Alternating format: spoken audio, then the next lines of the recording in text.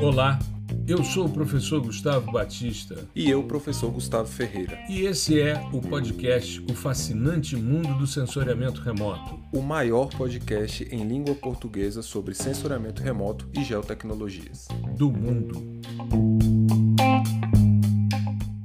Olá, nós estamos começando mais um episódio do podcast O Fascinante Mundo do Sensoriamento Remoto. Episódio 189. E hoje nós vamos falar sobre a nossa nova formação, Introdução ao Sensoriamento Remoto. Tudo bem, Gustavo? Falei, professor, tudo bem? Espero que esteja tudo bem com nossos ouvintes também, ou nossos espectadores, né? Quem está assistindo o vídeo aí. E hoje é dia de falar sobre essa nova formação, né? Essa nova, na verdade, essa nova abordagem que a gente está implementando em termos de público também, né? Porque a gente sempre vem falando sobre essa demanda das pessoas que estão ainda na graduação, ou que acabaram de sair, ou que estão no mestrado ali, mas ainda tem algumas lacunas, né, a serem preenchidas de conhecimentos, e conhecimentos esses que são fundamentos, né, são conhecimentos básicos ali, que a pessoa às vezes não pegou por N motivos e tal, que a gente pode discutir ao longo do episódio, mas que a ideia era essa, porque na maioria das nossas capacitações, elas são um pouco mais complexas, assim, voltadas para um público que já tem uma iniciação, né? E aí ficava faltando pegar essa galera que está no início ali, caminhando, né, na sua carreira, seja acadêmica ou no mercado. E foi assim, foi muito legal criar esse produto, né? Eu acho que desde o momento que a gente pensou e tal, é claro que você vai falar provavelmente sobre isso, mas esse formato, né, de treinamento, ele já vem sendo aplicado por você há anos e anos na sala de aula, né? Isso.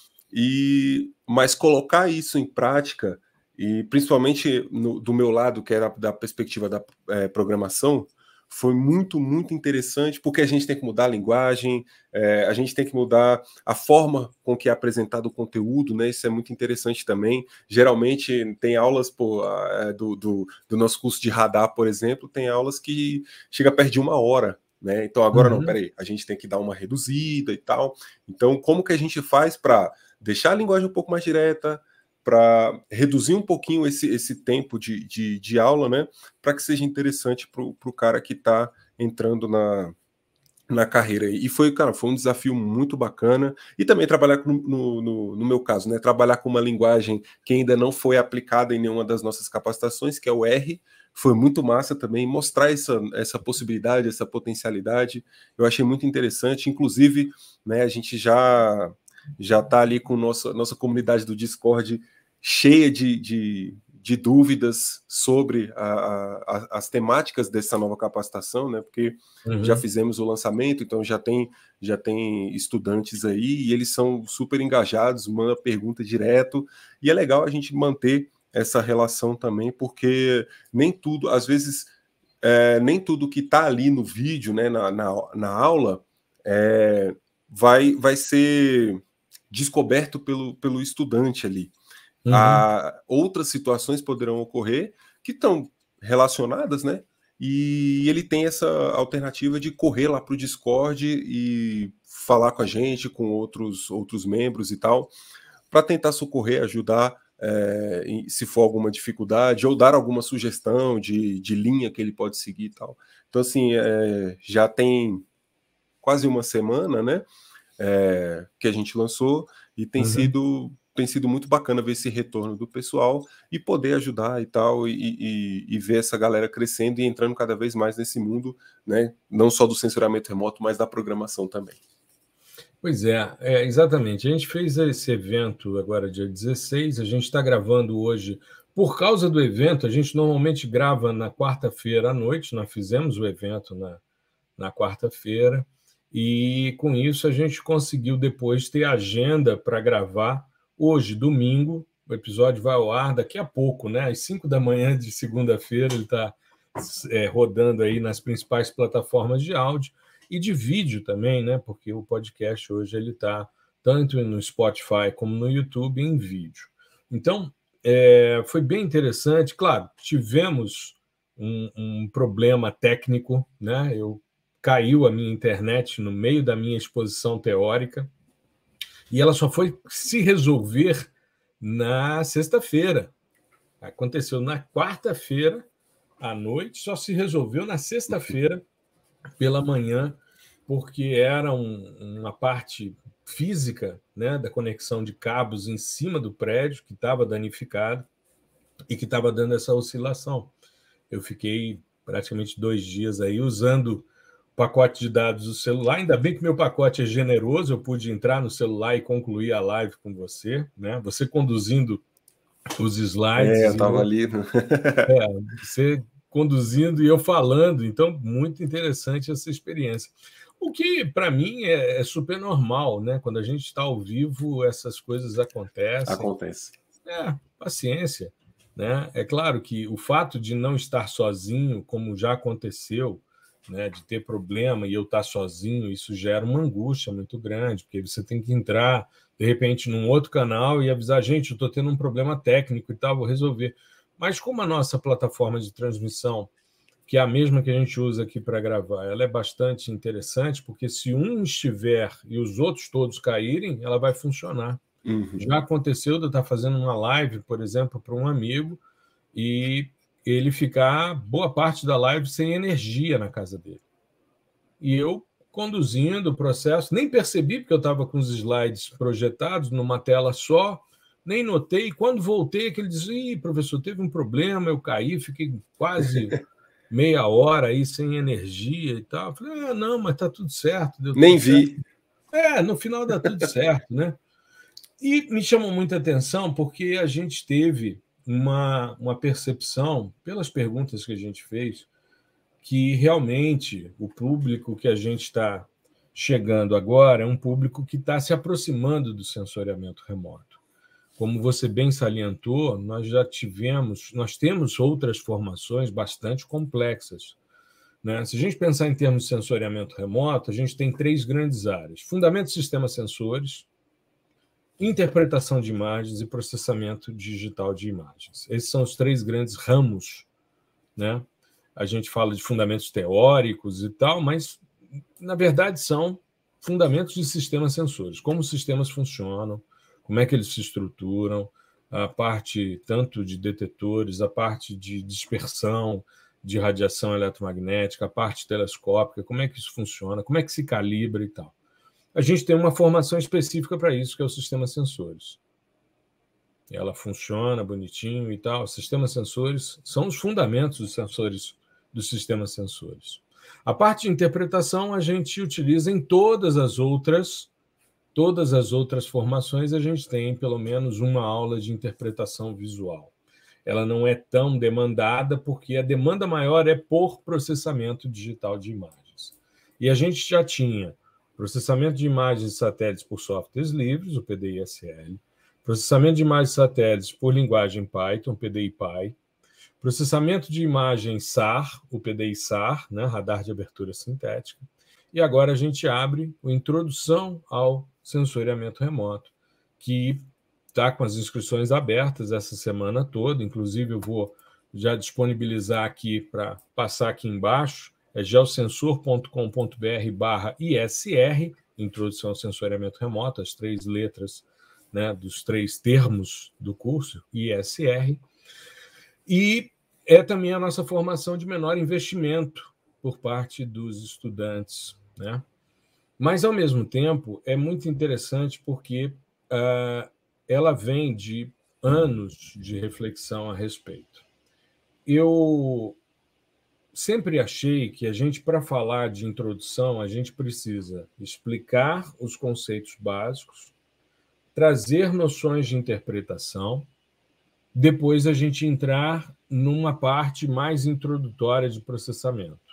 Quando eu falo disso, eu estou falando de contraste, composição colorida, índices espectrais, eixos ortogonais, que é uma forma elegante de você trabalhar com índices espectrais, e depois classificação, principalmente clusterização, né? Classificação não supervisionada. E a gente inovou com a questão da linguagem R. Por quê? Porque se é introdução, a gente também tem que pensar, e isso já foi inclusive tema aqui do nosso podcast, que a gente tem que pensar a estratégia de ensino baseado no futuro do estudante, e não baseado no meu passado, no seu passado, no que você fez e tal. Isso nos trouxe até aqui. Isso daí é algo que a gente não despreza, é algo que a gente é extremamente grato, ou seja, chegamos até aqui por causa dessa construção de passado.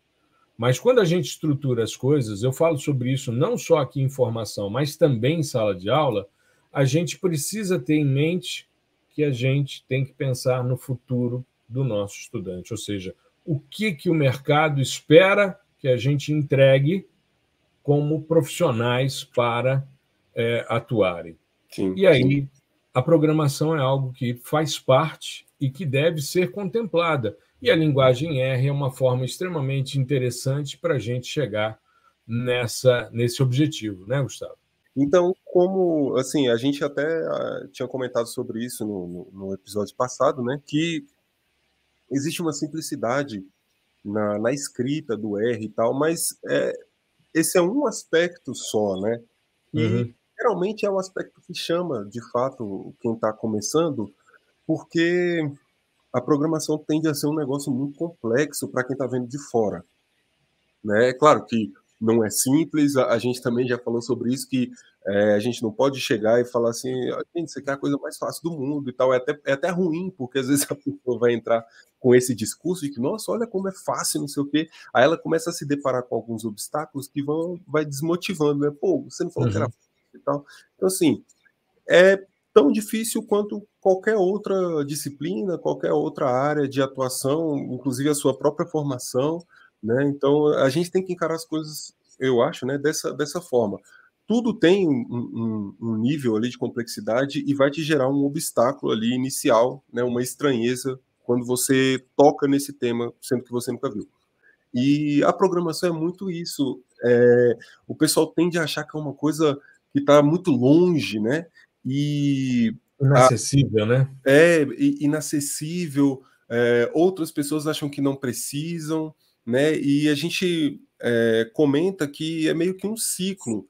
Antigamente as pessoas tinham que programar porque não existia nada com interface gráfica, né? Então Uhum. era meio que obrigatório. Bom, se você quiser usar um computador, você tem que aprender alguma coisa, você tem que entender qual é a linguagem que ele se comunica, né? E falar Uhum. com ele nessa linguagem. Então você tem que programar de certa forma. Não existiam sistemas especializados com interface gráfica, botãozinho e tal, principalmente para essa área científica, né? Não era comum. Hoje em Uhum. dia que o negócio, né, assim, umas 2 décadas para cá que a coisa ficou cheia aí, né? Tem software para tudo quanto é lado e tal, e aí as pessoas vão perdendo essa, essa vontade, né? Ou essa sensação de necessidade de aprender a Uhum. programar. Bom, tem um software ali que resolve minha vida. Mas aí, novamente, como um ciclo, né? A coisa volta muito também por conta da inteligência artificial, esses algoritmos novos de classificação e tal, e que traz, né? Como você tem um negócio saindo, um algoritmo a cada dia, não tem como um software interface gráfica ficar se atualizando todos os dias para colocar funcionalidades, adicionando algoritmos todos os dias, até porque isso ia ficar gigantesco, ia ficar um negócio muito pesado, né? Ninguém ia conseguir executar nada. Então você Uhum. precisa da programação para também acessar esses novos métodos. E aí é por isso que a gente traz nas formações muito a questão de você aprender a programar, não de você ser um desenvolvedor, um cientista da computação, um analista de sistemas, mas você utilizar a programação, qualquer linguagem, como uma ferramenta, né, para Uhum. você resolver o seu problema ali do dia a dia, enfim, do seu trabalho acadêmico ou não, né? E o R, ele possibilita que a gente faça essa inserção do estudante com mais suavidade, sabe? Uhum. As coisas são bem próximas do que ele vê, por exemplo, na interface gráfica. Então, a gente consegue fazer muito essa associação entre como você faz esse processamento no QGIS, por exemplo, e como seria esse mesmo processamento no R. Ó, tá vendo? Quando você clica e arrasta a imagem no QGIS, o análogo a isso no R é você carregar a imagem, né? Ler a imagem com algum pacote e tal. Enfim, e isso escrevendo poucas linhas. Que no final das contas é o que o iniciante mais tem medo, que é a escrita em si. E sendo que... E é engraçado porque... Bom, eu também já fui iniciante, né? Então eu tinha esse negócio. Caramba, como é que os caras conseguem escrever tanto assim? Pô, tinha programas na minha época de faculdade, né? O pessoal, por exemplo, dos semestres da frente, assim, mais veteranos, né? Escrevia programa com 4.000 linhas, 10.000 linhas. Aí eu ficava, cara, como é que o cara consegue e tal? E aí você vai evoluindo, você vê que aquilo ali é o que menos importa, na verdade. O que mais importa é você mudar o pensamento, né? É você pensar em programação. Como que eu resolvo o meu problema aqui, hoje, pensando de uma maneira, né, encadeando os passos de uma maneira mais lógica para o computador entender, sem redundância, sem ambiguidade, instruções rígidas, né, o que eu falo nas aulas de fundamentos de R. São as instruções que você dá para o computador são instruções rígidas, né, elas não podem ter ambiguidade, nem nada duplo sentido, nada disso. Então, é você pensar dessa forma. A escrita tá tudo hoje em dia está tudo muito documentado e tem comunidade para tudo quanto é lado, né? Então a própria documentação do R é gigantesca, é riquíssima. Eles colocam, ó, se você quiser rodar tal função dessa forma, você escreve assim, e aí você vai treinando essa parte da escrita. Então ela embora para o pessoal que esteja começando pareça ser a coisa mais importante, ela não é tão importante assim quando a gente começa a entender. E colocar isso nessa perspectiva para o estudante é muito importante, porque, novamente, não estou falando que é uma coisa fácil, né, que você vai aprender em 10 minutos, não vai. Mas o ideal, né, o que a gente quer é que você saia ali, por exemplo, do módulo de fundamentos, já com o pensamento de programador, mais no sentido geral, né? Esse pensamento de como eu vou resolver meus problemas, né? Às vezes, pô, eu tenho um problema gigantesco, como eu resolvo esse problema gigantesco? Eu quebro ele em pequenos probleminhas, né? Sequenciais. E aí eu vou, cara, como eu faço isso com programação? Qual é a ferramenta? Qual é a estrutura da programação que me permite fazer isso, que me permite rodar um algoritmo em vários dados, em um conjunto muito grande de dados, né, de uma vez só. Tal. Então você vai fazendo essas associações e consegue construir conhecimento em torno da programação. Porque se a gente chega e passa só o código per si, ele vai simplesmente decorar. Né? E não vai agregar em nada na sua vida. Tipo, eu vou falar, ó, se você quiser visualizar uma imagem, uma composição colorida no R, você digita lá, plot RGB, abre parênteses, coloca R igual a 3, G igual a 2, B igual a 1 e aperta Ctrl Enter. Tá, mas o que isso significa? Por que você abriu parênteses? Né? Por que chama plot RGB? De onde vem essa plot RGB? Né? Por que você tem parâmetros definidos, com nome definidos, R, G e B? Então, assim, o que isso faz por baixo dos panos? Essa que é a parte que a gente precisa mostrar, né? E não decorar código. Isso é muito importante. E é claro que a gente tenta mostrar isso da forma mais didática possível, mas a gente sabe que isso leva um tempinho. E é por isso que a gente está ali sempre no Discord para acompanhar o desenvolvimento de vocês. Exato. E é uma coisa que eu acho que é interessante a gente salientar, essa questão, que já foi também tema aqui de podcast nosso, que é esse coletivo de geotecnologias que é o Discord. Nós temos hoje, eu tive uma reunião em São Paulo, agora passei meu período de férias agora em São Paulo, né? Passei 3 semanas lá, e uma série de reuniões de trabalho, enfim, com projetos, coisas que estão acontecendo, né, concomitantemente, E me chamou a atenção porque eu fui conversar sobre a vivência justamente do podcast, das mídias digitais e tal. E um colega da área de marketing virou para mim e disse: pô, mas vocês usam Discord para isso? Eu falei: sim. Ele disse: porque normalmente o Discord era a comunidade para games, né, para gamers. Eu falei: sim, mas durante a pandemia eles abriram a possibilidade de criação de salas de aula, e foi justamente uma discussão interna quando a gente estava fazendo a estruturação, porque eu tinha um grupo de Telegram para cada curso, inicialmente, né? Você já entrou na segunda formação. Eu tinha uma para o PDI-SL, quando você entrou, a gente fez o PDI-PAI, e tínhamos lá essas duas comunidades. Mas o que a gente percebia? Que, assim como um grupo de WhatsApp, você tem uma sequência de mensagens. E que, às vezes, você resgatar uma mensagem mais antiga é muito complicado. Eu falei: bom, eu preciso de algo que tenha uma estrutura, mas eu preciso de alguma estrutura, alguma plataforma já existente. Eu não quero criar uma plataforma para isso, né? Uma coisa específica. Pensei, porque eu já tinha participado de algumas comunidades fechadas no Facebook. E houve uma certa resistência por parte dos nossos alunos ao Facebook. Não, vamos... E aí sugeriram: vamos montar no Discord.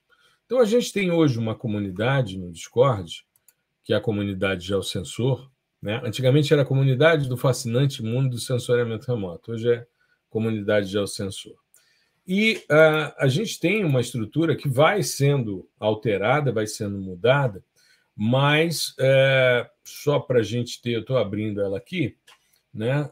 Agora, por exemplo, que a gente está gravando, estamos nós dois online, né? Porque nós dois somos aqui os professores. Tem 14 pessoas ao mesmo tempo agora na comunidade, e tem 405 que estão offline agora. Então, isso num domingo à noite, né? A gente vê aí a quantidade de pessoas interagindo e tal. E a gente tem, né, os canais de texto, um canal mais geral, em que a pessoa entra, a apresentação, as salas de canais de voz. Eu tenho a minha sala pessoal, tem uma sala do cafezinho para bater em papo e tal. E aí a gente tem as formações, tem Introdução ao Sensoriamento Remoto, o PDI-SL, o PDI-PAI, o PDI-SAR e os sistemas sensores. E tem uma aba também de sensoriamento remoto e uma de podcast. Então, a gente, claro, as pessoas quando chegam ali, elas postam em qualquer lugar. Isso aí é normal, né? E a gente vai orientando, apesar da gente ter uma aula na parte de boas-vindas, né, em que a gente explica como é a comunidade no Discord e tal, como ela muda com uma certa frequência, as pessoas às vezes se perdem.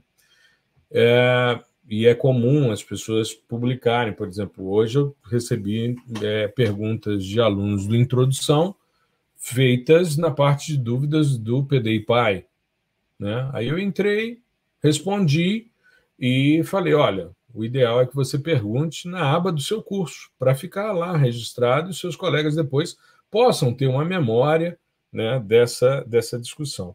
E é interessante porque a gente vai criando essa estratégia, né? Eu vi que você também respondeu já no lugar... A pergunta foi feita num lugar e você já respondeu no lugar certo para indicar como é o processo. Mas é um processo também de aprendizado, e é super normal. Com certeza, com certeza. As pessoas ficam meio sem graça e tal. Desculpa, professor. Não tem que me pedir desculpa, está tudo certo. Aliás, hoje, né, domingo, a gente fez algo que a gente não tem feito comumente. Aliás, a gente já falou sobre isso também, mas a gente hoje tem publicações de segunda a sexta. A gente resolveu que sábado e domingo, excepcionalmente, a gente faz alguma coisa e tal, mas a gente precisa descansar também, pensar nas coisas que estão sendo feitas, né? E a gente tem hoje, na segunda-feira, a publicação do podcast, na terça-feira, uma publicação com o Rubens Amaral sobre planejamento de paisagem, na quarta-feira, Gustavo publica sobre programação, na quinta eu publico sobre interface gráfica, sensoriamento de forma geral, radar, enfim, e na sexta o Gustavo faz mais uma publicação. Então eu faço duas, o Gustavo faz duas, o Rubens faz uma, e a gente fecha a semana. Mas hoje, por exemplo, eu acordei, tinha uma pergunta extremamente pertinente: por que sistemas multiespectrais que têm banda pancromática normalmente privilegiam alta resolução para pancromática e não para multiespectral. Essa pergunta casa muito com a temática da formação, né? E, inclusive, é legal porque essa pergunta já surgiu, por exemplo, no meu ambiente de trabalho, né? Que já são pessoas que já são iniciadas e tal, já têm anos ali atuando, e foi exatamente isso. Por quê, cara? Por que assim, só a PAN, né, tem a melhor resolução, né? Porque assim, a discussão era mais ou menos assim: se eu tenho uma imagem de um conjunto, um sistema sensor 30 metros e uma PAN de 15, por que eu não faço todo mundo com 15? Né? Para que fazer uma PAN com 15 para daí a gente conseguir? Então, assim, por ser, mesmo sendo fundamentos e tal, é uma coisa que são perguntas que permeiam todos os ciclos aí, né, de desenvolvimento. Exato. E, cara, a ideia, eu acho, do curso é essa, né? Passar esse tipo de informação também, que é muito pertinente. Eu acho que a gente precisa entender como essas coisas funcionam também nesse nível de profundidade, né? Para saber por que a gente está usando assim e por que a gente não está usando. A resposta é muito simples, né? Você faz uma opção e, claro, o fato de você ter uma banda só, uma pancromática é uma banda só, você pode se dar ao luxo de colocar uma resolução mais alta, né? Do que, por exemplo, numa multiespectral, que você tem ali a observação em vários momentos. A gente fez uma postagem recente que mostrava a defasagem de aquisição entre os canais de 2,5 segundos, que inclusive geram em alvos em movimento, e isso surgiu por uma publicação sua com os dados SkySat, que mostravam os carros aparecendo como arco-íris. Por quê? Porque numa imagem ele estava na posição que foi vista no canal, que estava no azul, depois no verde, depois no vermelho, então ele ficou um arco-íris ali, porque ele está se deslocando, e existe essa defasagem. Quando você está numa pancromática, você não tem essa necessidade da subdivisão. Mas é uma estratégia, você vai utilizar isso, depois vai ser o elemento de pan sharpening, ou seja, de fusão, para melhorar a visualização, mas não existe uma questão como, por exemplo, o fato de você, nos dados termais, obrigatoriamente você ter pixels de menor resolução espacial. Por quê? Porque como eles estão captando a informação da emissão de fótons e convertendo isso depois em temperatura cinética, você não pode ficar muito tempo observando um alvo para detalhá-lo, porque senão você vai contaminá-lo com o comportamento térmico do sistema sensor. Então, aí você normalmente opta por uma alta resolução radiométrica e reduz a resolução espacial. A gente sempre tem que lembrar que as resoluções, que são 4, elas são altamente correlacionáveis e você normalmente privilegia uma ou outra em detrimento das demais. Um exemplo disso, por exemplo, o sistema Hyperion. O Hyperion era um hiperespectral, está descomissionado, que estava no AO1. Um hiperespectral com 242 bandas, com 16 bits de aquisição radiométrica, com 20 metros de resolução espacial, e aí ele tinha uma faixinha de 7,5 quilômetros. Ou seja, não dá para você ter todas as resoluções em alta, né? Porque você vai ter um dado que não é fácil de ser processado, não vai ser fácil de ser divulgado, de ser transferido, enfim. Então, mas é interessante a pergunta do cara, e eu acho extremamente pertinente, tanto que acordo num domingo com uma questão como essa, né? Que ele me mandou no sábado à noite. Sábado à noite eu estava tomando um vinho, estava comendo uma lasanha, e aí não entrei no Discord, né? Eu também estava em outro plano. Não foi. Não tava, tomei um pouquinho mais do que um vinho. Eu estava tomando um vinho, né? Comendo uma lasanha em casa, descansando e tal. Aí não olhei celular nem nada. Mas acordei no domingo, tinha lá a mensagem, falei, pô, genial. Genial, vou fazer uma postagem sobre isso. Aí peguei o diagrama do Landsat 7, do Landsat Oli, um sistema de varredura mecânica, um sistema de varredura eletrônica, para mostrar como o negócio funciona. Isso é fundamento do sistema sensores. Sim, sim. Isso é fundamento do sistema sensores. Essa parte da engenharia mesmo, da confecção do sistema, né? Uhum. Eu brinco que é tipo assim, sabe quando você tá num joguinho, assim, e você tem que escolher o seu personagem? Aí, sei lá, você tem 3 características. E aí você tem, sei lá, 5 itens. E você tem que distribuir nessas 3 características, né? A força, velocidade, né? E destreza, sei lá. Só que você tem um número limitado para formar o cara. Então, se você for distribuir tudo igualmente, né? Sei lá, cada um vai ficar com 2 pontinhos de força, 2 pontinhos de altura, de velocidade, beleza. Ou se você quiser privilegiar algum aspecto, você vai ter que tirar do outro. Então não tem como você colocar tudo no full. Assim, eu quero o sistema sensor perfeito. Ele tem 400 bandas, né? Ele tem uma resolução de meio metro. Então, assim, é muito complicado, né? E, sei lá, uma resolução radiométrica de 16 bits. Isso não tem como. Não é viável do ponto de vista de engenharia e muito menos do ponto de vista econômico. Né? Isso aí custaria rios de dinheiro e, igual você falou, não só para você desenhar o sistema em si, colocar ele em órbita, mas para você fazer toda a parte de processamento desses dados e transmissão. Isso é uma ciência, né, que é muito complexa.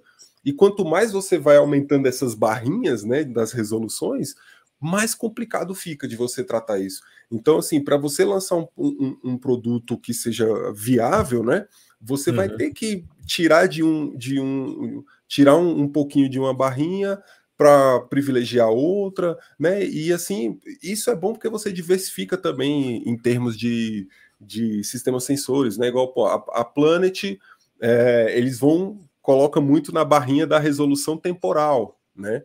Então, exato. E aí, tem uma boa resolução espectral também com os dados SuperDove. Sim, eu acho muito legal. A resolução espacial é boa, porém eu diria que elas não são tão nítidas. Nítidas, né? Existe. A parte telescópica dela não é tão. Fica meio pasteurizado, né? Você privilegia alguma coisa em detrimento de outra, né? Você vai ter que. É uma decisão que você vai ter que tomar, né? Outros privilegiam resolução radiométrica e tal. E isso é legal porque você tem essa diversidade de sistemas sensores que vão servir dados para aplicações e estudos diversos. Para um estudo X eu vou precisar de melhor resolução radiométrica. Então esse sistema sensor aqui me atende. No outro eu vou precisar de resolução temporal. E isso fica legal porque você não fica refém de uma coisa só.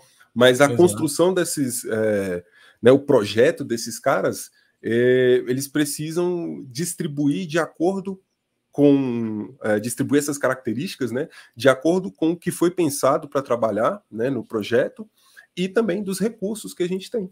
Né? Então, por isso que não dá para fazer resoluções tudo no cheio, full, a barrinha completa. Tudo hiper. Aí não dá. Tudo hiper. Para quem começou como eu, cara, que numa época em que a gente tinha spot caríssimo e Landsat, a gente só conseguia comprar 3 bandas e quadrante, porque também era caro, sabe? A gente vive uma perspectiva muito interessante de disponibilidade de dados.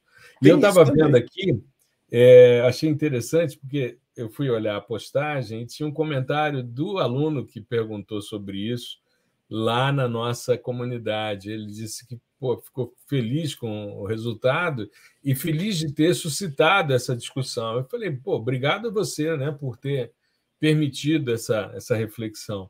E, assim, os insights para um domingo, fantástico, sabe? Muito bom, muita gente vendo, muita gente interagindo. Isso, estou falando só aqui no Instagram, fora o que a gente teve também de resposta no LinkedIn, enfim.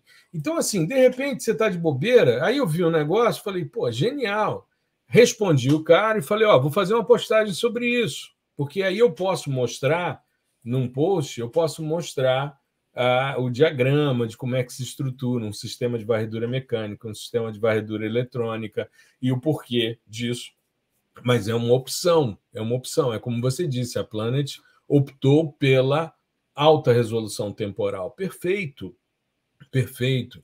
E é justamente esse conhecimento da diversidade dos sistemas sensores que nos permite escolher aquilo que vai melhor responder ao meu problema. Não é à toa que em sensoriamento remoto, a aprendizagem baseada em problema é uma das estratégias mais eficientes que existem. Uhum. E você bem salientou, assim, uma disciplina como essa é algo que eu já trabalhei várias vezes em sala de aula, né? E não só na graduação, mas também para pessoas que nunca atuaram no sensoriamento remoto, outras áreas de formação que não têm o sensoriamento remoto como uma cadeira parte estruturante ou parte integrante, né, do currículo, e a resposta foi muito interessante. Me recordo, agora na pandemia, eu fui assumir uma disciplina que eu ofereci quando ela surgiu a primeira vez. E quando ela surgiu de um desdobramento, a gente tinha uma disciplina de serviço oferecida à agronomia e à engenharia florestal. E era uma disciplina de 6 créditos, de topografia e fotogrametria. Os caras diziam, ninguém mais está trabalhando com fotogrametria, assim, eu não sei quem faz cartografia básica, quem trabalha com elaboração de mapas. O pessoal que trabalha muito com drones hoje tem um resgate dessa questão da fotogrametria, mas não é uma demanda tão grande assim, então eles resolveram desmembrar da topografia em quatro créditos, e esses 2 créditos que seriam de fotogrametria, eles propuseram uma disciplina que eu achei uma grande enganação, logo que ela foi proposta. E eu fui professor das primeiras turmas, sabe? E quando eu vi aquilo, eu falei, cara, esse programa aqui não... Era uma grande maldade, porque você chegava para os alunos e dizia, olha, existe o fascinante mundo do sensoriamento remoto. Aí os caras, pô, que legal. É claro que estamos falando aí de turma de 50 alunos, se 10% tem essa sacada de, pô, vou precisar disso no mercado, é muito grande. É um percentual muito elevado, eu diria. Mas o que aconteceu? Logo na primeira turma que eu dei, foi quando saiu a primeira turma do PDI-SL, inclusive eu tenho alguns alunos do PDI-SL que são alunos desse momento, alunos da primeira turma, e eu falei para eles, olha, vocês podem depois fazer as disciplinas aqui comigo na graduação e tal, só que eles não podiam, porque havia uma limitação em termos de pré-requisitos que eles não tinham. Então, eu me senti muito mal quando eu disse para os meninos, olha, existe esse mundo fascinante e o caminho agora é esse, e eles não podiam trilhar, porque eles não tinham os requisitos mínimos para isso. Só se fosse por conta, né? Então você não estaria lá.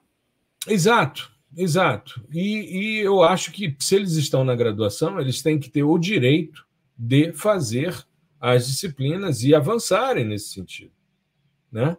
Sim. E aí, o que aconteceu? Quando veio a pandemia, bom, aí eu saí dessa disciplina, disse, olha, isso aí para mim eu estou fora. Desse jeito, eu acho que ou vocês mudam a estrutura que ela é ofertada, ou então eu não vou corroborar com isso. Eu acho que não faz sentido. Quando veio a pandemia, uma colega que lecionava essa disciplina entrou de licença maternidade e me pediram, então, que eu substituísse.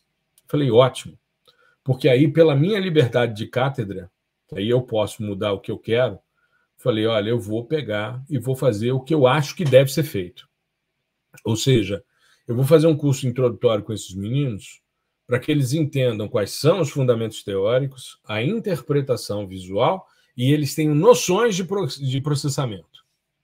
E eles, para terem noção, já que eles são da área ambiental, tanto agronomia como florestal atuam na área ambiental em ramos diferentes, mas, enfim, dentro de uma perspectiva muito interessante, eu disse, bom, eles precisam ver isso, aquilo outro e tal, e montei uma disciplina e fiz, durante 2 semestres, um teste com eles, e foi muito, muito exitoso. Tanto que meu último grupo de PIBIC, que está se encerrando agora, são todos egressos desse contexto, e todos trabalhando com dados SAR, porque eles são tão ávidos por conhecimento que eu disse, olha, então, agora eu vou dar aula para vocês de radar de abertura sintética, vou dar toda a teoria e prática, e vocês vão trabalhar com séries temporais. E estão ali finalizando, essa semana eles devem finalizar, na semana que vem a gente vai ter uma reunião, eles vão entregar, porque vai ter já no próximo semestre o fim e, enfim, o evento de PIBIC, né? Mas é interessante porque você mostra para os caras que existe um mundo fascinante, mas você mostra para eles dando ferramental para eles poderem fazer alguma coisa, sabe? Olha, com isso daqui você resolve boa parte das suas necessidades. É claro que se você quiser se aprofundar, você vai ter que avançar, estudar e ver outras formações. Mas isso eles podem, no caso da universidade, eles podem fazer na pós-graduação, e no caso dos nossos estudantes, eles podem fazer as outras formações. Ou seja, o cara entrou ali, viu a introdução, percebeu como é, legal, como é que eu avanço nisso? Você pode ir, por exemplo, você quer trabalhar com interface gráfica? Tem o PDI-SL. Ah, mas eu quero trabalhar em linguagem de programação. Tem o PDI-PY. E a vantagem da gente trazer o R é porque a gente está juntando tudo isso num grande curso que a gente deve lançar, talvez, o ano que vem, que a gente chama de PDI Plus, que seria o PDI-SL, o PDI-PY e o PDI-R juntos. Aí os caras dizem, você não vai botar radar nisso aí, não? Eu falei, não. Peraí. Exato. O radar é outra história. É a nossa nova formação. PDI Ultra. Exato. Ultron. É a era de Ultron. Mas e uma outra coisa também que a gente está pensando, já que a gente está falando de formação, a gente fez um negócio nessa mudança de plataforma que eu achei muito legal. A gente criou um mini curso Índices de Vegetação. Ele foi usado como bônus para os cursos de PDI, né? Mas ele está ali na estante. E a ideia é a gente ter uma série de pequenos cursos mais em conta para que as pessoas tenham acesso. Então, a gente vai colocar em breve classificação orientada a objetos, detecção de mudanças, né, por modelo linear de mistura espectral, a parte de conceitos básicos de programação em R, conceitos básicos de programação em Python, pequenos cursos, mini cursos, né? Tem uma prateleira ali de mini cursos. Por quê? Outro dia eu recebi demandas de pessoas, eu vou fazer meu TCC com Geóbia, eu precisava, aquele evento não está liberado? Eu falei, não, ele não está mais disponível, mas a gente pode colocar um mini curso, né, para a pessoa entrar e se apropriar dessa informação, né? Enfim, são coisas interessantes que a gente pode fazer, coisas rápidas, 6, 9 horas de curso, né? Coisas rápidas se a gente pensar que, por exemplo, um PDI-SAR tem 90 horas, um PDI-SL tem 70 horas, um PDI-PY tem 70 horas aula, né? E são todos cursos de extensão universitária. Os minicursos não, mas todos os outros são extensão universitária chancelados pelo MEC. Então, eu acho que é uma oportunidade interessante de entrada na área e as pessoas se apropriarem. E, às vezes, é só isso que a pessoa precisa. Às vezes, ela não quer se aprofundar e está tudo certo. Assim como, quando a gente lançou o PDI-PY, alguns alunos meus PDI-SL, mais velha guarda, pessoal mais tradicional, cara, eu não estou afim de aprender a programar. Eu falei, está tudo certo. Está tudo certo. Não, hoje não tenho essa necessidade, o meu trabalho, eu não vou precisar disso e tal, então o PDI-SL resolve o que eu quero. Beleza. Da mesma forma que tem gente que chega para a gente e diz, cara, eu preciso do PDI-PY. E está tudo certo. Não quero saber de interface gráfica, não, quero resolver tudo aqui. Está tudo certo. O PDI-SAR, a gente já fez as duas coisas integradas, tanto interface gráfica como Python, né? E agora a gente faz na introdução interface gráfica e R. Isso é um avanço bastante grande para que as pessoas tenham opções, né, Gustavo? Essa é a ideia. explorar e mostrar o maior número de opções, possibilidades possível. E claro, com a profundidade também que o tema precisa, né? E às vezes, essa questão, principalmente de delimitar qual é a profundidade, é um pouco complicado até. A gente, igual no próprio curso de introdução, eu dou uma pincelada, eu falo sobre conceitos de outras áreas, por exemplo, álgebra linear, cálculo, né? Então, às vezes, é claro, se o estudante for de uma área da geologia, da geofísica, das engenharias, ele vai saber do que eu estou falando. Ele já viu. Ele já viu, né? Mas outras formações não. Então, a nossa ideia também é mostrar essa parte que pode parecer um pouco mais complexa, no sentido de isso aqui que a gente está fazendo, né? Esse processamento, ele está todo baseado num conceito que vem lá da física, um conceito tal, tá? Então, se você quiser se aprofundar nisso, cara, não, eu sou muito assim de quando eu pego alguma coisa para estudar e eu vou mergulhando, eu quero chegar até sabe, quem foi a primeira pessoa que pensou nisso, qual foi o primeiro método, como que ele desenhou. Então, eu sou assim, tem pessoas que não. Então, às vezes, o cara quer, cara, eu quero entender, bom, beleza, isso veio lá da álgebra linear, mas o que é isso na álgebra linear? Então, a gente fala, isso aqui é esse conceito. Aí o cara vai lá buscar, só que quando ele vai, ele não tá cru. Ele já passou, a gente já falou o que aquilo, o que aquele conceito significa em termos de resultado na nossa área. Tá vendo? Ó, um threshold cap é um produto, né, entre uma matriz, que são os coeficientes, e o vetor, que é a nossa imagem.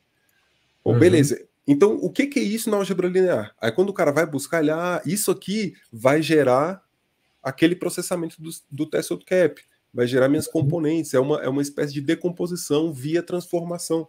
Enfim, então, você começa a conectar as coisas, porque a grande ideia de oferecer um leque generoso de formações é mostrar para vocês que a nossa área, principalmente a nossa, é extremamente multidisciplinar, transdisciplinar. Né? E todas as áreas são assim. O problema é que umas se escondem mais do que as outras. Não existe nenhum conhecimento científico que tem a fronteira bem definida. Tudo toca tudo. Né? E a nossa ideia é mostrar o maior número de outras áreas que perpassam a nossa também. Isso é muito importante. O cara, programação é uma coisa dessas, né? Às vezes o cara, eu sou craque aqui no QGIS, não sei o que, sei tudo. Aí você, mostra uma linguagem de programação, nunca nem vi, não sei o que é isso, né? Você mostra um processamento e tal, o cara é craque, processa um monte de imagem de radar. Tá, mas o que isso significa lá na física? O que é isso aí lá isso aí, o radar bebe de conceitos da ótica. O que isso significa? O que é polarização? Por que tá assim? Por que tá assado? Em outro nível ainda, as coisas ficam ainda pior. Porque é o do tipo, eu sei processar tudo, beleza, estou analisando um fenômeno X, consegui processar, gerei o meu produto aqui, um mapinha que seja, tá bom. Mas como que isso se relaciona, por exemplo, com os fatores sociais, socioeconômicos, históricos, né? O porquê que isso aconteceu aí, nesse tempo, né? Nesse contexto geográfico. Então, você precisa de ferramentas da sociologia, da história, da filosofia, né? Da geografia, mais voltada para a parte humana, da economia. Então, assim, a ideia é expandir os horizontes, integrar conhecimentos. Né? Não é. Aqui a gente não está no mundinho fechado. Eu vejo, por exemplo, esses tempos, lancei uma caixinha de perguntas lá no Instagram e ver o pessoal me agradecer e tal, e era o pessoal da ciência da computação, não, era a analista de sistemas, o pessoal da TI. E tem uma galera que me acompanha, que é da ciência da computação, que é analista, análise de desenvolvimento de sistemas, engenharia da computação, e que eles estão tendo que se apropriar do nosso conhecimento, da nossa área de geo. Por quê? Porque hoje em dia, quantas aplicações vocês não veem na internet que tem um mapinha? Que tem um mapinha de cluster ali para mostrar alguma coisa, algum fenômeno específico, né? Não sei, atuação da loja, vendas, enfim, qualquer coisa. Ou fazer um mapa de fluxo. Todo dia você encontra uma imagem de satélite nas mídias. Exatamente. Todo dia. Qual aplicação que não tem uma imagem hoje de satélite para mostrar alguma coisa? Né? Então, esses caras estão vindo aqui. Da mesma forma, a gente tem que ir lá também. Né? Pô, beleza. Já que a ideia é jogar tudo na internet, eu tenho que entender como que eu posso contribuir, eu como geógrafo, enfim, engenheiro florestal, agrônomo, que seja. Como que eu posso contribuir para uma aplicação desse porte? Pô, jogar uma coisa na internet, como que eu posso utilizar meu conhecimento de processamento e via linguagem de programação servir alguma solução para esses caras da computação, para eles colocarem, embutir isso numa aplicação e botar na rua, sabe? E isso é muito interessante. E a gente só tem essa visão na medida que a gente vai se apropriando dos fundamentos, das técnicas e vai entendendo as ligações entre uma disciplina e outra. Então, o nosso papel também é mostrar isso em termos de possibilidades e potencialidades. Perfeito. Eu queria fechar com um e-mail que eu mandei, inclusive me identifiquei, não foi como geosensor, foi como prof. Gustavo Batista. Isso no sábado. Eu mandei por volta de 10 horas para a nossa lista. Nossa lista de e-mails são as pessoas que estão cadastradas com a gente e tal. E eu fiz, inclusive, uns stories a respeito e resolvi escrever a respeito disso para a nossa lista. Mandei um e-mail, se você está na nossa lista, você deve ter recebido, fazer a diferença na vida das pessoas. Né? Foi o título do e-mail que eu mandei. E foi uma reflexão que fiz a partir de a visualização de um post de um amigo nosso, Henrique Gonzalez, que é da Ambiental Pro. Ele fez uma postagem que foi muito interessante, porque começava com um vídeo, passava na rua, um vídeo no exterior, de um cara tentando distribuir umas plaquinhas de 30 gramas de ouro para as pessoas que passavam. Ele ofereceu para todo mundo que passou. Só que somente algumas pessoas pararam e aceitaram receber as plaquinhas, que tinham um custo, aliás, elas valiam aproximadamente uns R$2.000, pelo que eu me lembro, assim, apesar do meu déficit de atenção, foi o que eu registrei ali. E, na continuação, o Henrique falava sobre uma reflexão que ele faz e que eu também faço quando, e a nossa equipe, quando a gente manda uma série de e-mails para as pessoas ao longo de um lançamento, avisando que lançamos uma nova formação, que ela está com inscrições abertas, que tem uma página para você poder se inteirar do que a gente está fazendo e tal. E eu comentei no e-mail que me causava um pouco de incômodo, porque eu não sou vendedor, eu sou um professor, sou um acadêmico, né? E aí eu fiquei pensando sobre isso, já tive várias conversas com o Gustavo e com o pessoal da nossa equipe a respeito disso, né? Será que a gente não está chateando as pessoas e tal, né? E aí eu fui pensar sobre isso, porque o Henrique me mandou, eu falei para ele, olha, Henrique, gostei muito do seu vídeo, achei muito bacana, eu vou fazer alguma coisa com isso, eu vou trazer, claro que eu vou citar você e tal, mas eu fiquei muito sensibilizado com a fala. E aí a gente conversando e ele dizendo, quando alguém se inscreve nas nossas formações, o que a gente ganha? A gente ganha um estudante que vai fazer parte da nossa comunidade, desse coletivo de geotecnologias, e recebe lá o valor que ele investiu na formação dele, tirado os gastos com os investimentos com marketing, com tráfego, com impostos, enfim, todos os custos, com a equipe que trabalha para a gente, que produz as coisas. Né? Aliás, normalmente na cadeia, né, quando a gente olha essa cadeia,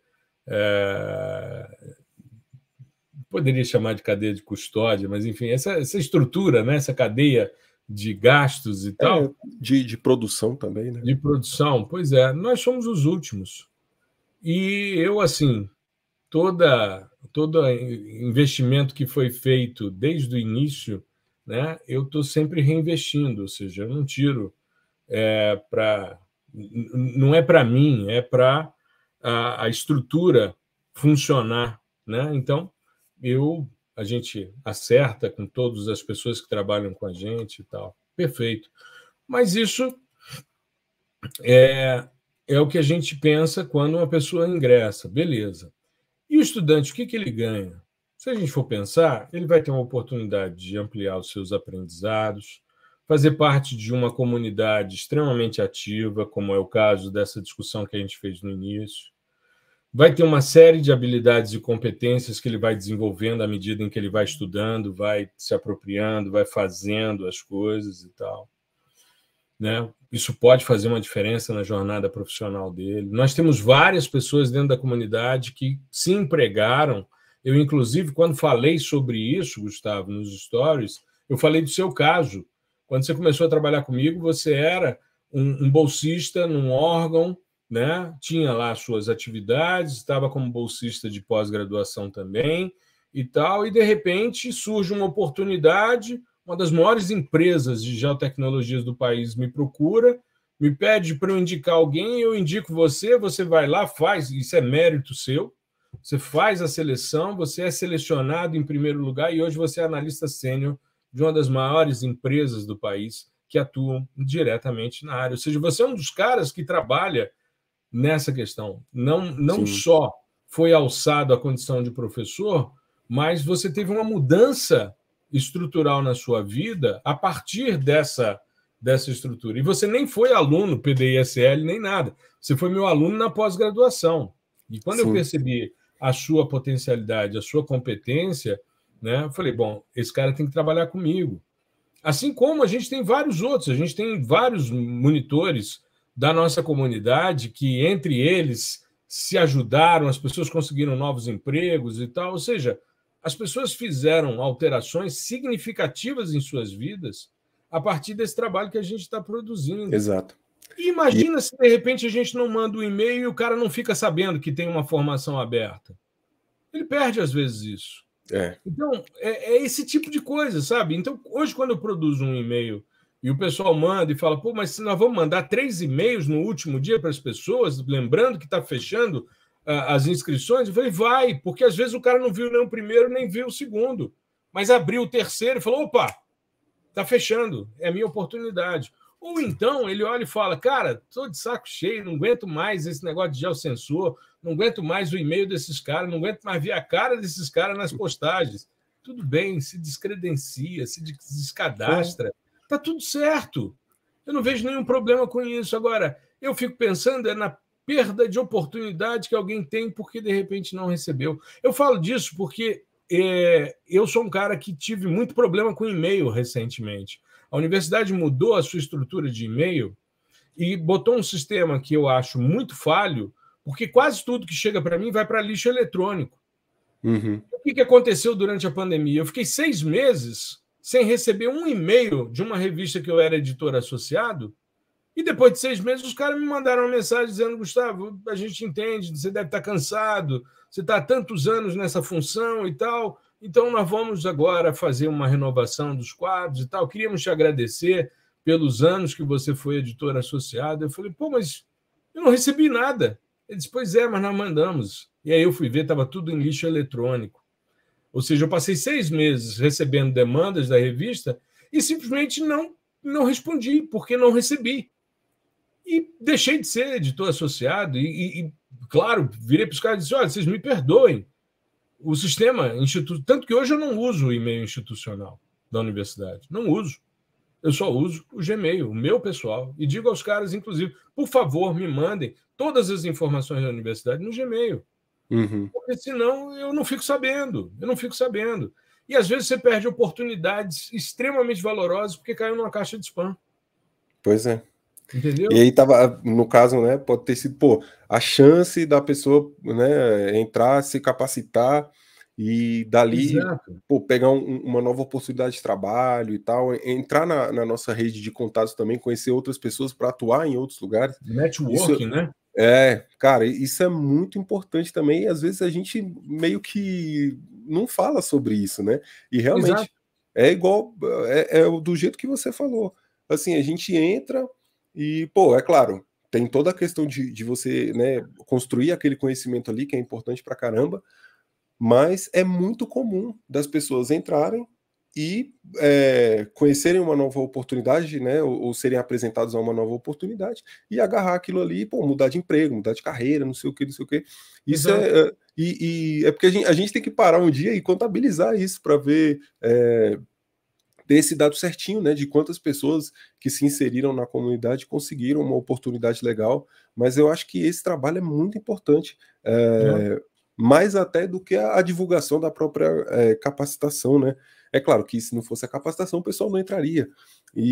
Mas assim, isso realmente é um fator que muda, né? É uma mudança que ela é mais perceptível, né? Porque às vezes a mudança que a construção de conhecimento gera, ela é totalmente assim, muito importante, muito significativa.